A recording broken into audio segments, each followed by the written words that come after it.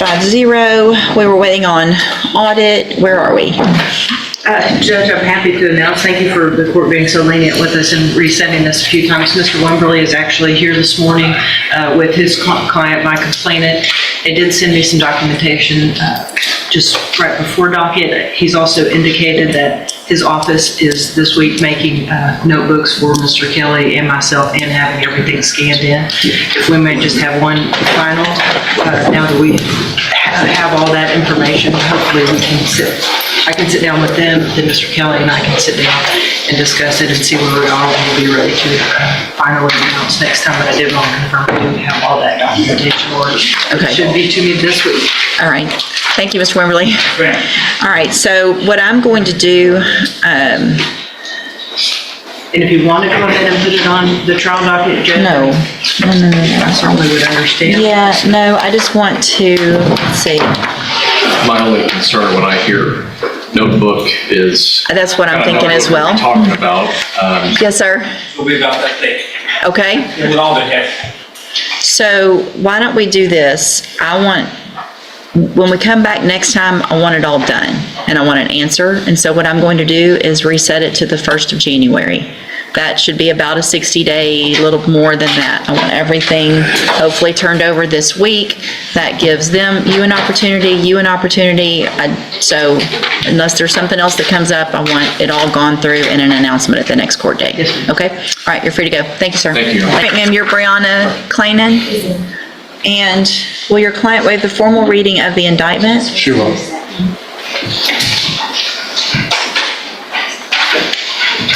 Ms. Kleinan, in cause number 25, DCCR 0446, you're charged with a third-degree felony offense of evading arrest or detention with the use of a vehicle from March 8th of 2025. And how do you plead to that charge? Guilty. Are you pleading guilty freely and voluntarily? Yes, ma'am. And are you pleading guilty because you did what they charged you with? Yes, ma'am. I have here on the tablet some documents that have your signature on them that the state has marked as exhibit number 1. Before you signed these, did you go over them with Mr. Kittler? Yes, ma'am. Do you fully understand them? Yes, ma'am.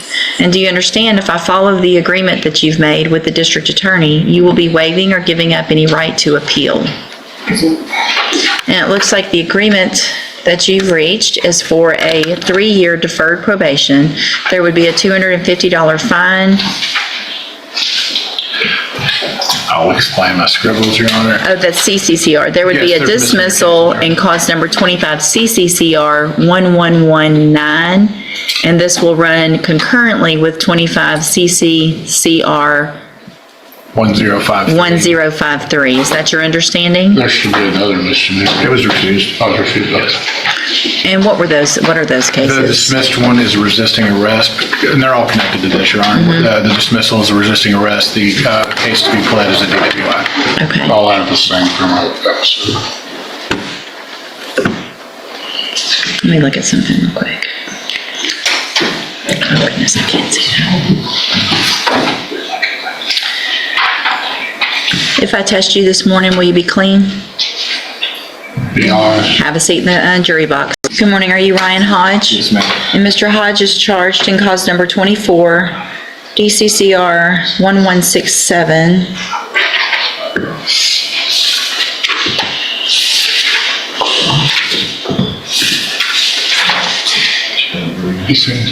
With the third-degree felony offense of evading arrest or detention with the use of a vehicle. The indictment alleges a prior burglary from 2015, and then also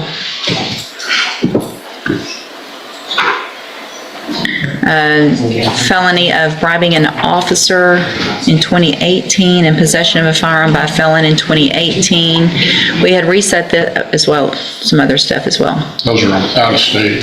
Yep. So what that means, though, is for punishment purposes, if Mr. Hodge, if you're found guilty by a jury, you would be considered a habitual offender, which means your minimum punishment, if you go to trial and are found guilty, is 25 years in prison. 25 years. Minimum. Ryan's prior convictions just turned this into a high-stakes gamble. Rejecting the plea means rolling the dice with a jury. If he loses, game over.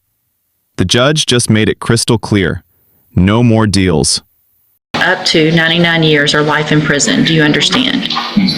And we reset this case for you guys to watch the video, and have you had an opportunity to review the video in this case? I've seen the prior, version. You seen the video? I think Yeah, he's I've seen seen it it. with his Okay, previous. so you've attorney. seen the video, and have you talked to Mr. Kimmler about it? Answer out loud. Do I know? Have you We've talked about the video. We've talked about it, yes, ma'am. Okay, and I want to make sure, so I have here on the tablet a plea bargain rejection that shows that the district attorney's office has made an offer, if you wanted to enter a plea of guilty, to go on count one only, which is just the offense of evading arrest or detention, not those prior offenses, for a cap of 10 years, which means you would leave your punishment up to me. I can give you 10 years, I can give you less. It would depend on the information that was brought to me at a sentencing hearing. You have every right to reject that and have your case set for trial. I just want to make sure you understand what your possible consequences are and what your options are. And do you understand all of that? Yes, ma'am. And so I'm also making the notation here on that plea bargain rejection that I've admonished you as to what the minimum will be if you're found guilty, which is 25 years in prison. You understand? And you want to reject that and have your case set for trial. Yes, ma'am. I didn't run it, I was just speeding, driving. Just maintain his innocence. All right, then I do want to make sure you understand that after today, I will not accept a No plea, no backup plan, just a jury and the evidence. The judge just shut the door on negotiations. Ryan's all in. Win or lose, this is going to trial. Bold move or a massive mistake. plea agreement. I'll get your case set on the trial docket. There won't be a plea. We'll let a jury decide, okay? So, for any reason, we can look into it further, the facts and the evidence. Well, that's what a jury's for. And so your attorney has discussed the case with the assistant district attorney. Their position is that it's an evading and they think they can prove that, and that's what we're going to go to trial, okay? That's what a jury's for. All right?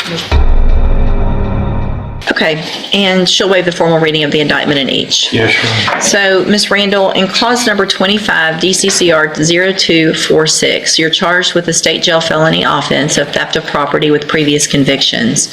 And that one's from November 21st of 2024. The indictment alleges you were previously convicted of theft April 4th of 1984 and April 11th of 1985, both misdemeanors, which would get us to this state jail felony level. It further alleges that you were convicted of a non-state jail felony offense of theft April 10th of 1989, and then again November 12th of 1991, and then after that was final, October 10th of 1994. And how do you plead to that charge? And are those prior offenses true? Or prior convictions true, excuse me. Are you entering your plea of guilty freely and voluntarily? And did you plead guilty because you actually did what they've charged you with? All right, give me just a second to get this pulled up so I can make that notation. I think that was 1 through 5.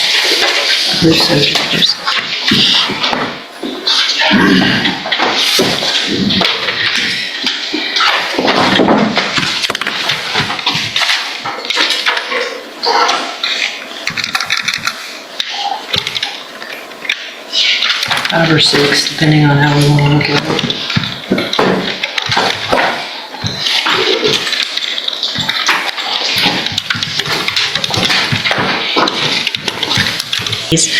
Find sufficient evidence to find you guilty in each of your Pre-sentence report? That's the judge's cheat sheet for deciding your fate. Every detail, good or bad, will be on the table. If you were in her shoes, what would you want the judge to know? cases. However, I'm going to reset your case so that the probation department can do a pre-sentence report. That'll give me more information on you, your cases, and then we'll come back later for sentencing. Anything that you think is important for me to know, make sure you get that information to Mr. Vasquez, and he will present it to me on your behalf when we come back. You need to stop and talk to probation on your way out of the courtroom today, and she's sitting at that desk right there. All right, we'll see you back at sentencing.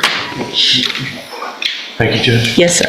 Good morning, you're Shay Morgan? Yes, ma'am. And Ms. Morgan, in cause number 24, DCCR 2102, is charged with theft of property.